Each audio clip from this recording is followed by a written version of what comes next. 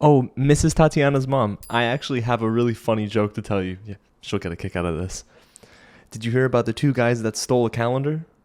They each got 6 months. Non, là, tu l'as même pas raison. Mais c'est pas You know- grave, je sais pas. You don't find that funny? That we're gonna try another one. Mrs. Tatiana's mom. I have another dad joke. Okay, this is a good one. Why can't you trust in Adam? They make up everything. It's so good. She's very upset. Okay, we're just gonna cut to the recap and review for week 2 of Love Is Blind France. Tatiana's mom is not having it.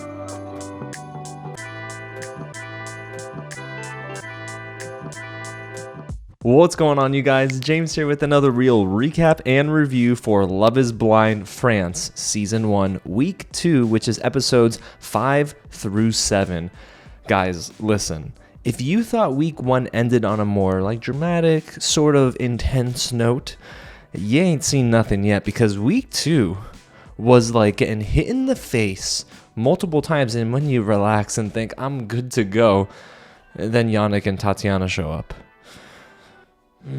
Man, there's so much to talk about, guys. But before we get into that, if it is your first time here at the channel, welcome to Real James, where I love talking about movies, TV, and all the news in between. So if you do too, hit the big red button below, subscribe to the channel, tap on that bell, like this video so you're in this space next week when we cover the 3rd week of Love Is Blind France.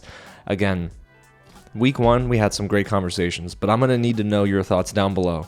Are you okay with the whole Tatiana's mom situation? Because that was rough. I know I joked about it earlier, but that was probably the worst meeting ever. And let me know, who in your opinion is the top couple of the week and who is on the verge of breaking up? Y'all let me know in the comments below. I've got my thoughts on that. But like we do all the time here on the channel for Love Is Blind recaps and reviews, time codes are below, you guys. So you can feel free to go right to the spoiler-filled section. But I will tell you, the spoiler-free section is going to be a little bit short because there's so much that happens, and I want to talk about it. So let's just get right into the spoiler-free thoughts that I have for this week. And I will say, I believe that the pacing of the episodes this week was a lot stronger than last week. I felt that maybe we lingered a little bit longer in the pods than I would have wanted to, and now that we're in Morocco, we're back in real life, we're going wedding and dress tuxedo shopping, and it's pretty incredible to see how fast they're moving through, but the drama and the intrigue is there. I was shocked by some things that happened, even with episode 5. I was thinking to myself, oh, this is how we're gonna do it now. Okay, Love Is Blind. Okay. Because there were so many things I thought that transpired that are worthy of the conversation today. I will say, on a technical level, while I appreciated the music in week 1 more than I have in previous seasons of Love Is Blind US, the music here in week 2 was so bad. I don't know what happened. There were moments where it was way too dramatic for the moment. It's a romantic moment. They're telling each other I love you and I love you. And then the music that's playing makes it feel like Thanos is going to jump out and collect more infinity rings. What is happening here? Why are we playing up a dramatic moment when the actual, what's being said, the dialogue is romantic? So I was not a fan of the music. Another thing I wasn't a fan of, the cinematography. I think it wasn't bad, but there were 2 or 3 instances that took me completely out of scenes where a subject is speaking and they're out of focus. So I thought, all right, they're going to rack focus. They're going to bring this person back into focus. No, they stay out of focus. Oh, listen, I can excuse a lot of things, right? But come on, after week 1, where it was practically like we were on the set of a feature-length film, and now we got to deal with blurry subjects in frame. Thankfully, it didn't happen often, but there were some moments where they were blocking subjects weird, and there's some awkward establishing shots. So week 2 on a technical level, weaker. However, on a dramatic note, if you're here for some tea, if you want, I want more drama and tension, week 2 is for you. Because there was so much that happened that is worthy of a spoiler-filled discussion. So like I said, the spoiler-free section was going to be short. So this is your spoiler warning. All right? I love you guys. Thank you for tuning in. If you have not seen episodes 5, 6, and 7, you're going to want to subscribe to the channel, save this to your watch later list, come back and let me know in the comments because I need to know your thoughts about week 2. I mean, Mamma Mia. I know this is the Love is Blind France, so I need another substitute for Mamma Mia. Let me know if any of y'all got one. But we start off on such a note that I thought to myself, oh my gosh. Really? This is the foundation we're setting? So let's get into episode 5, and we are resuming the very first couples reunion in Morocco. Remember, we were left on a cliffhanger with Kim and Thomas. So in their conversation, let me tell y'all, Kim was ready to pop off. Kim tells Thomas, I just don't think you're the most loyal person among the others. You didn't defend me when I was grilling Julie. And Kim is telling Thomas, I'm really disappointed in you. And this whole time, Thomas is thinking, bruh. I'm clocking out right now. But Thomas does doubt if they're meant to be together. And you're thinking now, oh boy, this is getting pretty serious. And I figure, all right, that's the end of the couples reunion. Nope, bring in Cynthia and Jonathan. Oh my gosh, Cynthia and Jonathan. The two most toxic people on this season of Love is Blind France. I got another couple that's probably runners up. Tatiana and Yannick. But right now, Cynthia and Jonathan, the most toxic couple in Love is Blind France, they're back holding hands, and I'm thinking, how? Did he not get kicked out? And did she not just say, I'm putting the heels on anyway? No, she returns in flip-flops. They said that they're trying to work things through, and maybe it was a little bit of an overreaction. Okay, sure. But the night ends with a lot of question marks for almost everybody. So now it's time for some final honeymoon moments in Morocco. Cynthia and Jonathan, of course, we're going to check in on those two because I got to know, how the heck did y'all come back? So they sit down for a nice meal until it turned out to be not so nice because Cynthia asked Jonathan, hey, are you friends with your ex-girlfriends? And he said yes. Another argument's incoming, guys. Duck, put your helmets on because it's getting... You know what's happening. So she's not happy with this because she's like, I'm not friends with any of my exes, Jonathan. Why are you? And he's like, my freedom. I'll tell you something, Cynthia. That was bad. But they just clearly are not meant for each other, okay? This is toxic as toxic can get. Cynthia is basically ready to leave once again, but Jonathan jokingly says, well, I guess you're jealous. You know what? There's always truth to every little joke, and I think he actually meant that. But bad timing, bro. So in a testimonial interview, Jonathan reveals that they have an issue communicating. Shocker. And that he doesn't expect them to move on together. She's condescending, and now he's doubting their relationship. They just throw in the white towel. It's over, guys, okay? But hey, they're not officially done yet. Let's move on to Kim and Thomas and check in on them. Hopefully they're doing better than they were at the beginning of this episode. Kim reveals that the end of the evening was eventful. Eventful, huh? Did you guys play Yahtzee? A little game of Monopoly? I doubt it. I think they slept together, if you catch my drift. They still have major issues, though, of course. And Thomas does reveal, okay, yeah, we got a lot going on, but maybe I do take things a little too personally. He's an empath, so he feels things, right? But he says he understands her point of view now. So they have a little lunch date in Morocco, and Kim is enjoying the heck out of this full-service lunch at this restaurant I can't pronounce, but I'm going to try. Robucon. Sounds like RobotCon. It's not a convention for robots. But apparently, it's a popular fine dining establishment in Morocco, and the mashed potatoes must be great because the waiter's raving about them. I mean, my goodness, they use butter, I'm sure.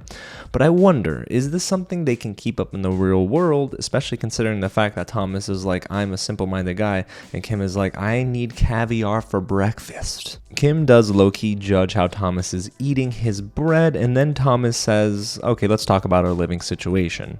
He says, I can be in Paris briefly. I believe it was Paris, not Lily. It was Paris, right? But he wants Kim to be with him and his daughter full time.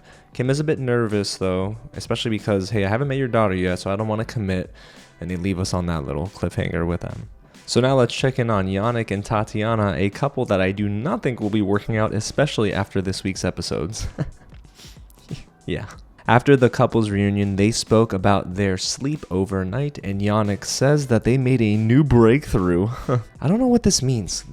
Can't they just say the obvious? Whatever. Anyway, he does start crying during his testimonial interview when he's recounting his mother's strength and how he sees a lot of that in Tatiana. So Tatiana comes over to comfort him, of course. She's in her robe. I'm guessing she just took a shower because she did not put either foot in that pool. She's like, I'm clean. I'm not putting no chlorine on my body. Hugs him, and they're sharing what I would imagine is their most tender moment up to this point, and probably the last tender moment they'll ever share. Yeah. So in a conversation, Tatiana's talking about how much work she has to do caring for her son, working on Saturdays, and really not having much time for Yannick. So Yannick was, hey, just listening, and I was thinking, bro, I know you're not the father, you're the stepfather, but you're the father that's got to step up now, right? So why did you not say, you know what, I'd love to help you with this. You know what, honey, I will step in to help take your son from basketball practice to basketball practice. Instead, he's sitting back thinking like, wait, when can I play some soccer? That was English, not even French. When can I play some soccer? But Yannick does recognize that he believes they'll see each other less than they are on their honeymoon back in the real world. So that ain't great, y'all, because you need time to build a foundation, especially when you're in a marriage. You gotta be together, all right? Equally yoked, spending time together, you gotta do it, right?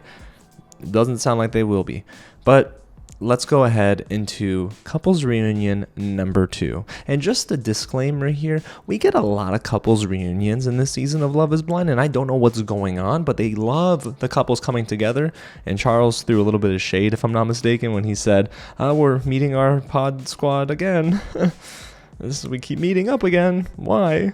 This time, the couple's reunion is on a beautiful beach, and Julie tells Chloe, hey, I had a little bit of an argument with Charles the night before. She's revealing that there's no physical attraction, which was an issue in week 1. Remember, she said she couldn't match the lips to the voice and all that, and I'm like, ugh. And Julie said that she still needs more time before they sleep together in the same bed, and that Charles wanted to do that so badly, and she had to say, go into your other bed. Yeah, I'm taking the king-size bed. So then the girls get together after lunch and they're spilling tea about their men. Sabrina says that her and Van-My have not been intimate. Is it Van-My or Van-My? I don't remember, guys. Ugh.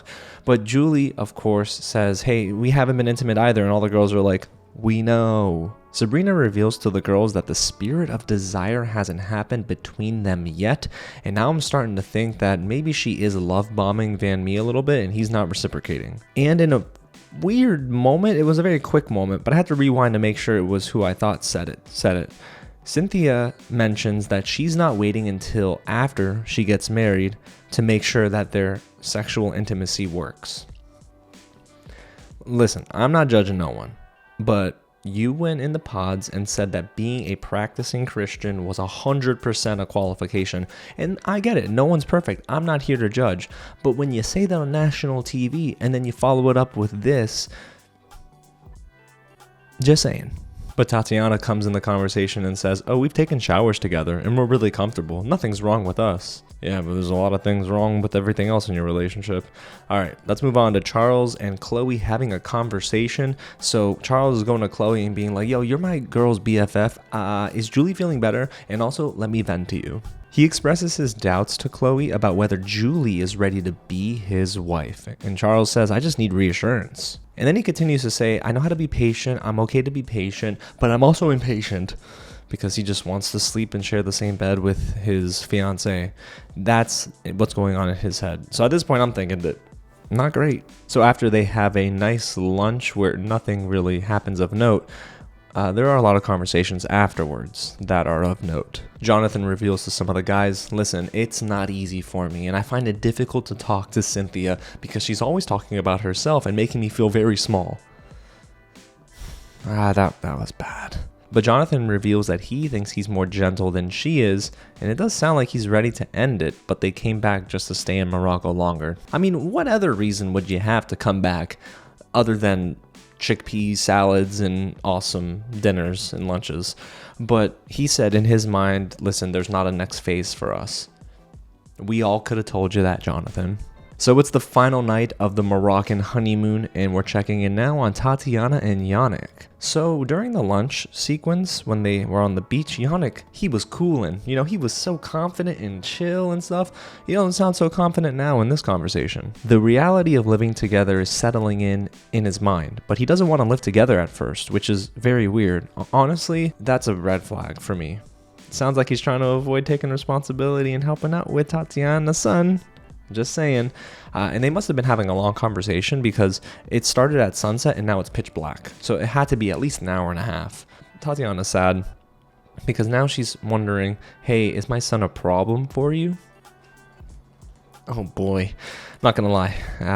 If you didn't see this coming, I have a house to sell you because Yannick to this point has never really asked about her son.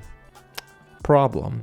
Alrighty, let's move on to Charles and Julie. And Charles is basically reaffirming his decision to marry her. And then Julie says in a testimonial interview that she feels she can now trust Charles. So things are looking up for these two engaged men and women. So it's good. This couple is looking like they're on the up and up, right? And they kind of continue with that trajectory. But then let's check into Chloe and Alexandre because, hey guys, it's not all sunshines and rainbows for these two. Alexandre to me seems very weird. It's a very awkward moment. They're sitting at the bar and, what is going on? Because every time Chloe's talking, he's just like, okay, yeah. And I'm like, bro, is this a part of your yoga practice? What's happening right now? But Chloe says, hey, you've been distant lately. And to that, he says nothing. So then Chloe is like, you know what? All right, I've had enough of this. And she gets up and walks away. But what really hurts Alexandre is that he tells Chloe, hey, I recognize that you're giving me more than I'm giving you. So if you recognize that, work on that. Am I wrong here? Work on it. But yeah, I don't think they're going to work out here. But Alexandre says, listen, he chases after her after she walks away. And he says, I'm just taking more time to be affectionate. Then why just sign up for Love is Blind? And before the end of the episode, we have Cynthia and Jonathan. So we're back to the toxic couple, you guys. Cynthia is crying by herself outside. Okay. And then apparently she reveals they had another argument.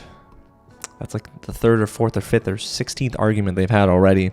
And Jonathan says, I cannot tolerate this anymore. And he says, I made a decision already. I can't live like this or go on like this, and leaves. But not before they hurl insults at each other. So, guys, they're a mess, okay? They were never right for each other. And you know what?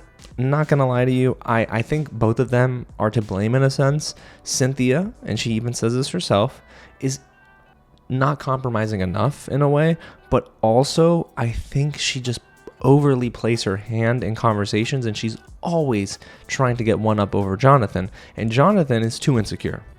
I know he said he doesn't like to hear that, but he is, okay? If the heels were a big deal for him, that's the first of many insecurities, bro. Gotta work on that, all right?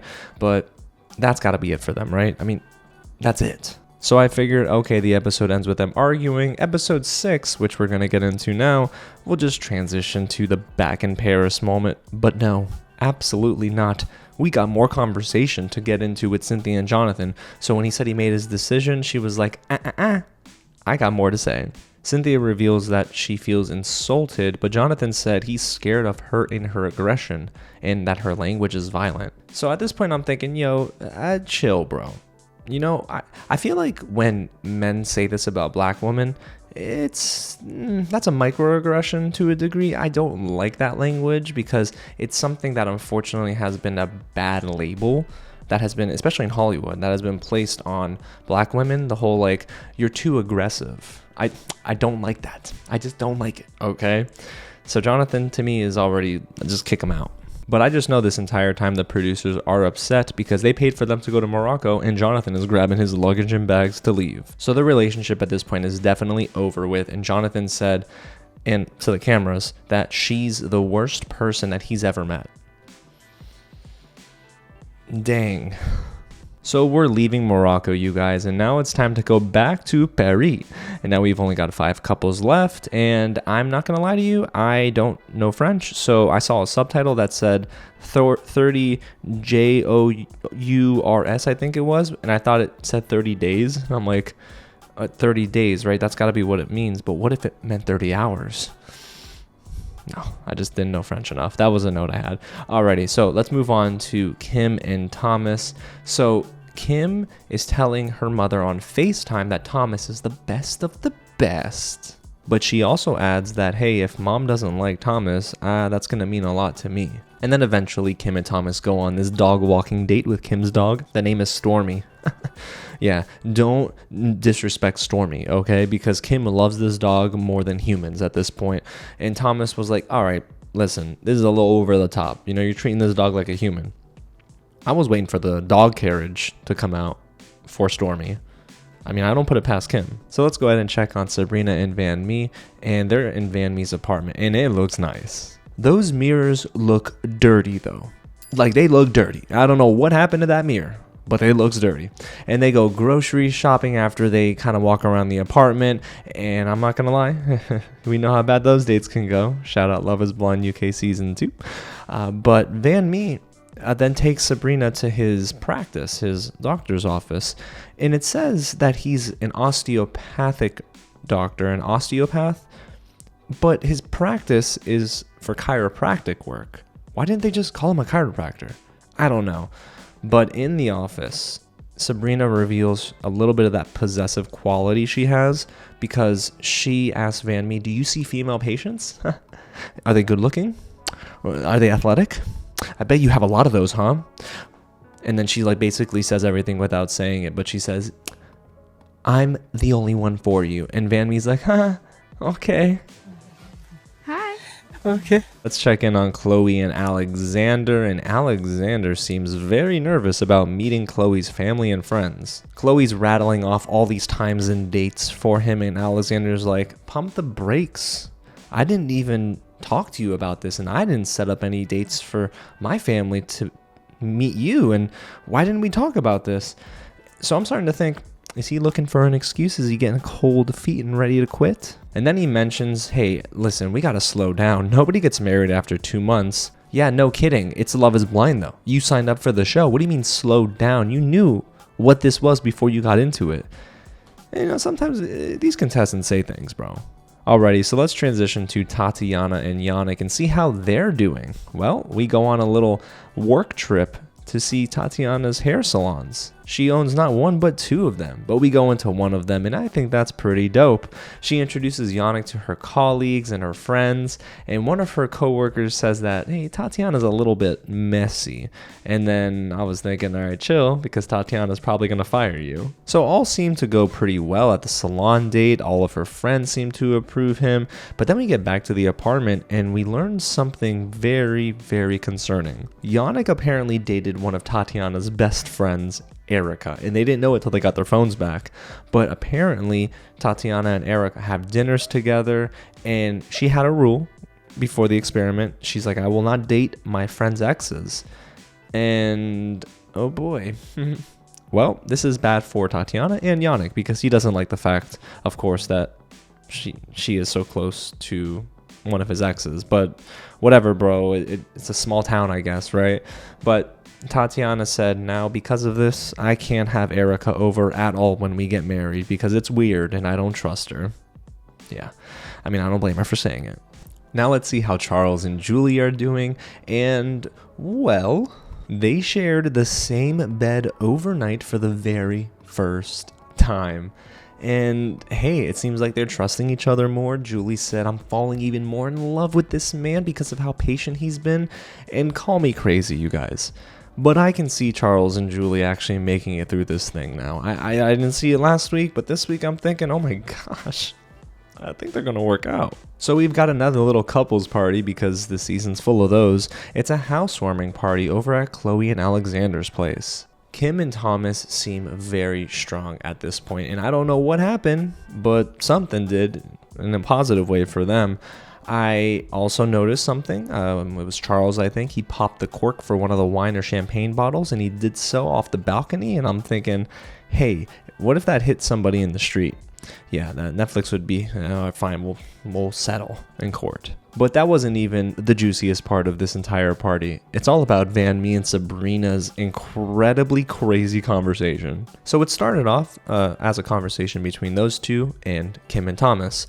slowly spiraled downward into Sabrina grilling the heck out of Van-My. Van-My says, yeah, no, I mean, Sabrina's not my type. And Sabrina seemed very hurt by it, like really hurt. And then they start talking about how Sabrina's upset with Van-My, that, hey, you don't reciprocate compliments. I tell you that you're sexy and you're athletic, and you tell me that I'm cute. And she wants to be called beautiful. And he said, I know I haven't called you beautiful, and I know I haven't held your hand, and I know I haven't given you a kiss on the forehead, and I know I haven't actually bought you anything. He didn't say all that, but still. So then they begin full-on arguing, and Van-My says in a testimonial interview that he didn't actually tell her she was beautiful, so bro, don't be so surprised. But one thing that surprised me is that Van-My showed photos of his exes to Sabrina, and Sabrina she was... Basically, if she could be a walking fireball right now, she would be. She was so upset. She was hot, y'all. And not like that. She was just like, really heated. And then Van-My says, well, hey, I only showed you those photos because you asked to see them. And then Sabrina's like, yeah, but then you were showing me the photos and it was like all their physical attributes and stuff. And I'm like, okay, but Sabrina, why did you ask to see the photos? And then Sabrina says something really out of left field. I don't like how you're looking at Kim. Oh, brother. Come on. What? At this point, I'm thinking, okay, what was in the wine? Because this is so out of the blue here. I did not expect this to happen. But of course, like any crazy Love is Blind conversation at a couple's reunion, there's the aftermath of the conversation. Sabrina and Van-My go and have a conversation, and it just feels like they can't see eye to eye, and they are not lasting. I don't think they will. Now, the morning afterwards, Sabrina apologizes for airing out their laundry in public, but then tries to reinforce why she did it. Girl, this is not a good look, because that's like saying, I'm so sorry I hurt your feelings, but you are such a wimp. Like, you can't say that. But Van-My doesn't seem convinced in his testimonial interview that Sabrina is going to be for him in the long run. He says, and I quote, in his mind, this relationship is weaker. Not great. Alrighty, so let's move away from those two and check in on Kim and Thomas, because Thomas is meeting Kim's mom and sister, and no, the dog is not with them. At least I think the dog isn't. But Kim is questioning Thomas's outfit as they're waiting for the family to come over, because she says in Asian cultures, appearances are everything. So Thomas is like, I'll oblige. He goes and he changes. And then she's like, actually, go back to what you were wearing before. And Thomas is like, sure. So Kim's mom comes over and starts asking about his tattoos. I'm guessing tattoos are a no-go in their culture. But eventually, as they're having the meal together, Kim's mom said it comforts her that Kim is with Thomas because that's the kind of man I want my daughter to marry. And she didn't say it in that accent, but still, this is a promising sign for Thomas, so it should make him feel some relief. But then Kim's mom said something that raised the caution flag, and she looked at Kim's engagement ring and said it's a bit of a small ring. Bro, that's not now. And Thomas is probably sucking it up, but he's laughing through the skin of his teeth here. It did seem like, other than that, it went pretty well. But what about Yannick and Tatiana? Are things going well for them? No, they are not. Tatiana says, yo, Yannick, you barely ask me about my side as a mother. Like, I want to hear you ask me questions. And Yannick is like, sure, let's talk about it. And she says, listen, I'm letting you know I'm nervous about you meeting my son. And then Yannick says something that kind of surprised me. He's like, I don't see why we need to worry about your son. Why should I have to worry about that? But like, bro, if your partner already has a child and you're engaged to them and then you marry them, you're marrying not only her, you're marrying her child too, because you're going to be a big part of their life, or at least you should be. But this entire time where Tatiana's trying to explain that to him, he's on his phone just like, yeah, we're going to play some soccer for sure. He's a big soccer guy. But still, like, bro, it's so disrespectful. And I just don't think that Yannick is comfortable with her having a son, but he has not yet revealed that. I think he needs to stop holding it in and just say it in week 3. Now it's time for another family meeting, and this time it's Alexandre meeting Chloe's sister. But Alexandre, you would think, maybe he's had some time to think about this and he's confident. Nope. Alexandre says he still cannot see himself getting married and that they're not on the same timeline. I think at this rate he needs to walk away, but this man's going to continue to try and try again. That's the wrong lesson to take away from that awesome song, okay? Because if at first you don't succeed, I mean, yeah, most of the times you try again, but if you're already having doubts like this, not great. Now, Chloe is speaking with her sister, and I'm not necessarily sure if Chloe's feeling good here, because she does reveal that Alexandre hasn't even said I love you yet. But don't worry, to save us from some drama, we've got more drama coming, because we have another couples reunion. Mamma mia. Listen. Listen. Love is Blind producers. Did you run out of date ideas in Paris? Because how many couples reunions have we had already this season? And we're not done with the season. So maybe there's more coming. Because we got the Bachelor and the Bachelorette parties, and sheesh, so many. But this one was a juicy one. And that's because we've got other contestants from the pods that are joining. So apparently we learned that Kim has been thinking about Clement, and Sabrina said, oh, maybe I could have gone for Julian. So I'm starting to think the seeds of doubt are already trickling into their minds. Kim does say on paper Clement checked all of her boxes. This is after they had a conversation. She had time to think about this, I guess. But during their conversation, Kim said, the decision to go with Thomas was from my heart, but it was irrational. Kim then says living with Thomas, who's her complete opposite, is pretty hard. And then she mentioned that her and Clement had a very long conversation. I don't know. Kim, are you in this or not with Thomas? It doesn't feel like it. And Clement this whole time is thinking like, oh, I am a geopolitics major. Charles then reveals he really wants to see one contestant in particular, and that's Sarah. And you know what, Charles? For the drama, I'm with you. Why not bring in Sarah?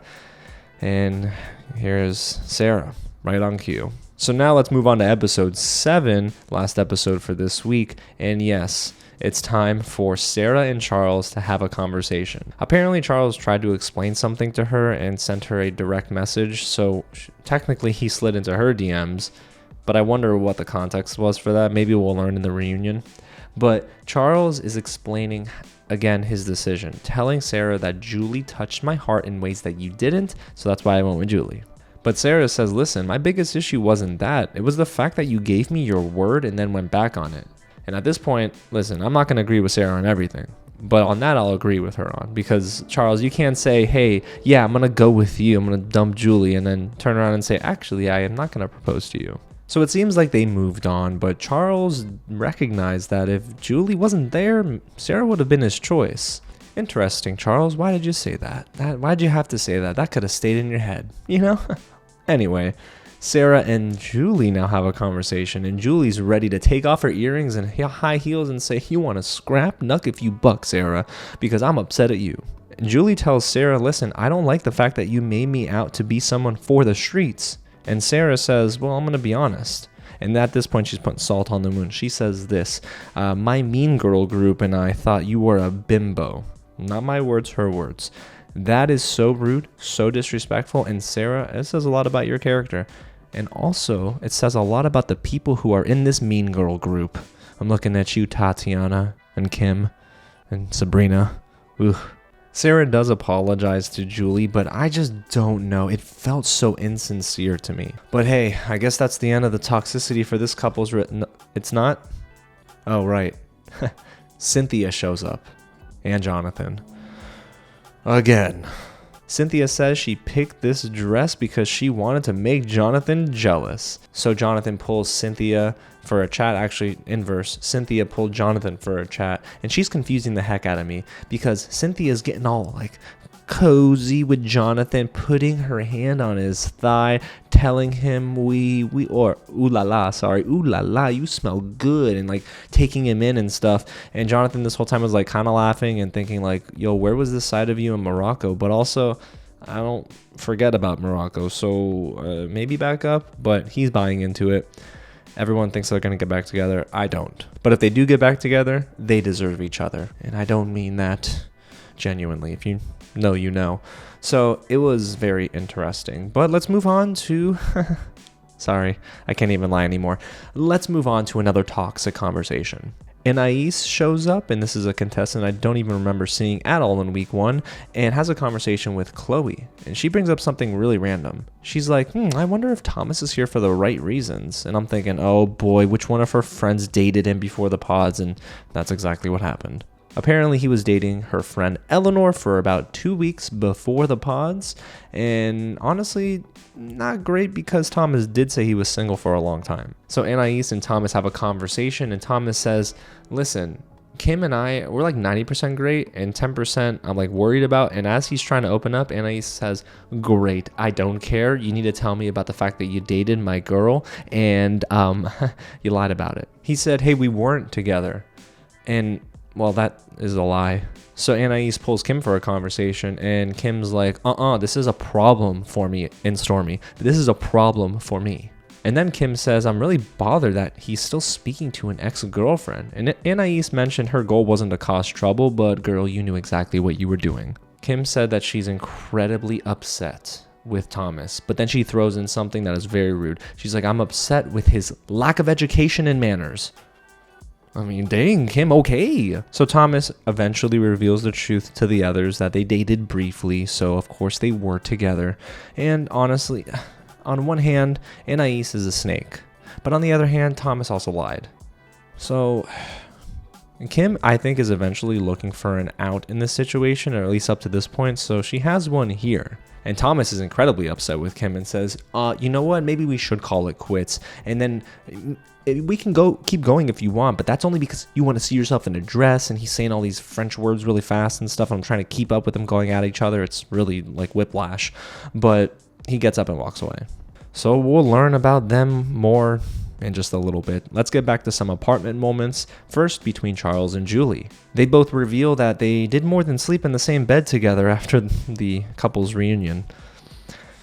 Man, okay. I didn't need to know that, but fine. And that's the only note I have for them, at least in this moment. Let's get back to Kim and Thomas, because that's what you really want to know. What's up with them, right? Roland, which is Thomas's father figure in his life, comes over to give some advice about him and Kim. Kim apparently left the apartment after they tried to have another conversation the night before, and Thomas is worried. Kim eventually does come over for dinner to meet Roland, and well, they have a three-way conversation here. Kim mentions that their disagreement was serious, and Thomas is like, serious? It was not. It was, homie. She left the apartment. But by the end of the dinner, Kim mentions that everything with Roland helped her feel better about Thomas, now that she understands Thomas's past. But like in my mind, I'm thinking, did y'all not have this conversation about Thomas's past? This call could have been avoided.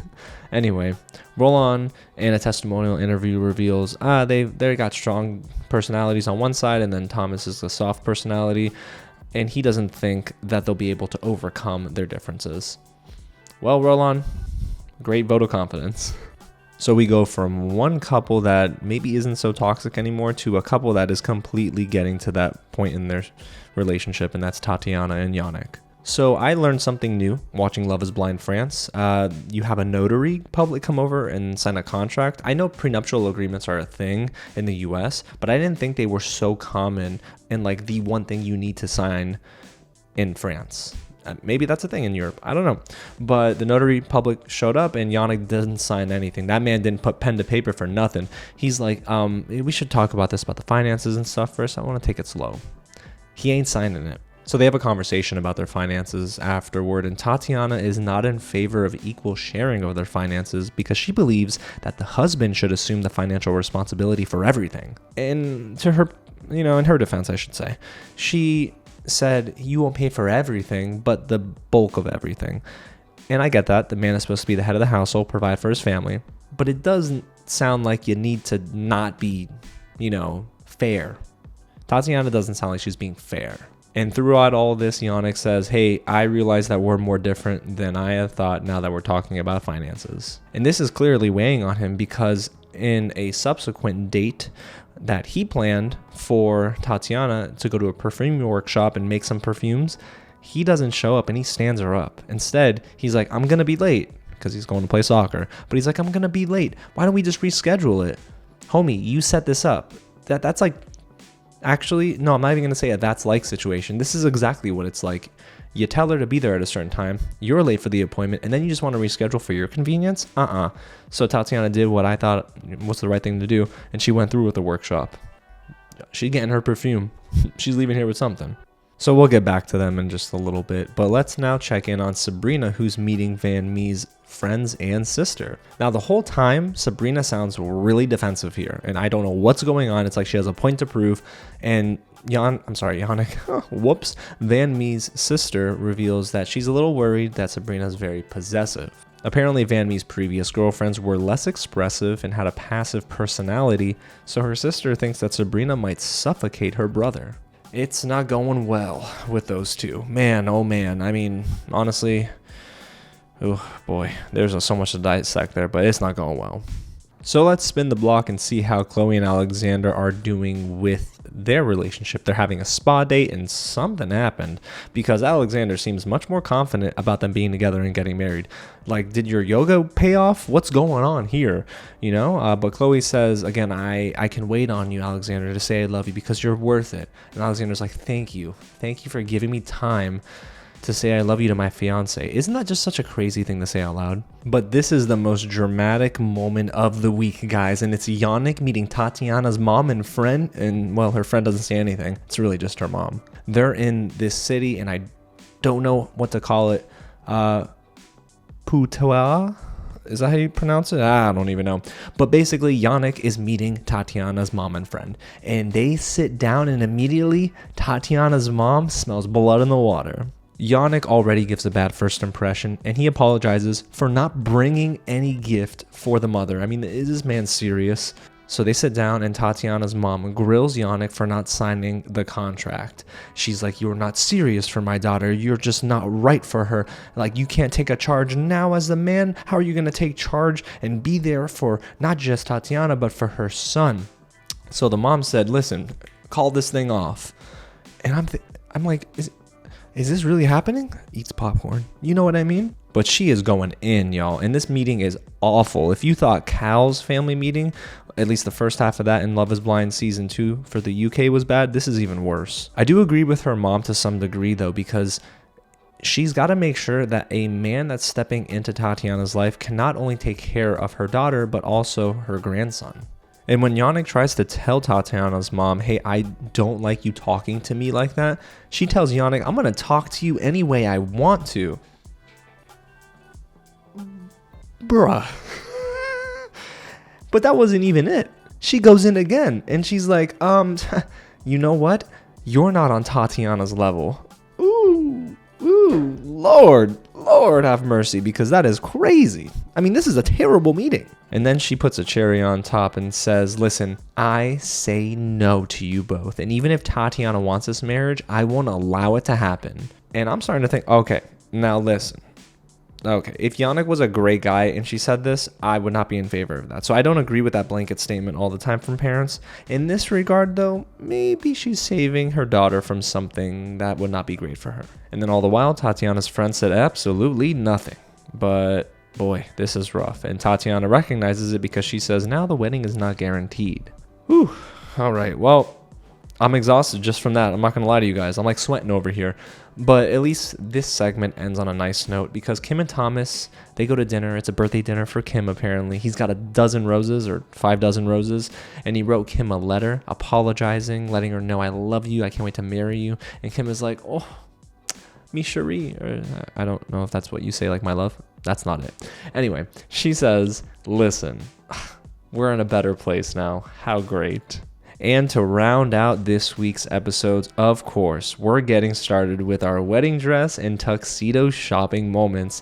Let's start with the wedding dresses. Now, to my surprise, Tatiana's there. And Yannick was also there for the tuxedo fitting, which is crazy to me, right? I thought they were done, but I guess not. Or are they? Well, Kim comes out first in her wedding dress, and I'm not going to lie, the dress is very pretty, but the music is overly dramatic for absolutely no reason at all, and I don't know why they keep doing this. So to my point earlier in this review and recap, the music stinks for this week of Love is Blind. Then we listen in a little bit on a conversation Tatiana's having with her friends, and she explains that things are really complicated between her and Yannick. You think, Tatiana? Come on. Alrighty, well, Julie is the next girl to walk out in a wedding dress, and I'm not gonna lie, I think the pattern is very nice, but it's the top of the dress by the neckline that I don't think works. Get rid of that part, and I think the rest of the dress is actually really pretty. But that, I was like, I hope she alters that for the wedding. But what am I, guys? A wedding dress expert? I'm not. Let's move on to Chloe, and she comes out, and I think the dress is really good. The laces on the back of the dress, though, not so much, but it's fine. It's nice. If she likes it, she likes it. But it looked good, I would say. But my ranking so far is Kim number 1, Chloe, and then Julie. And you're probably wondering, what about Tatiana?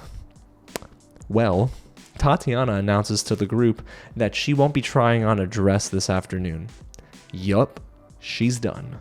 And that's technically where the episode ends. And I'm not going to lie to you guys.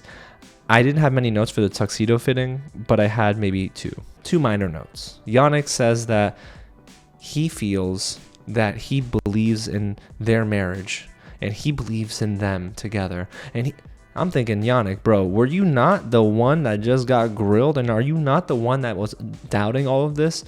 And you still haven't met her son? Like, this is not good for Yannick, but he says he still believes. Okay, homie.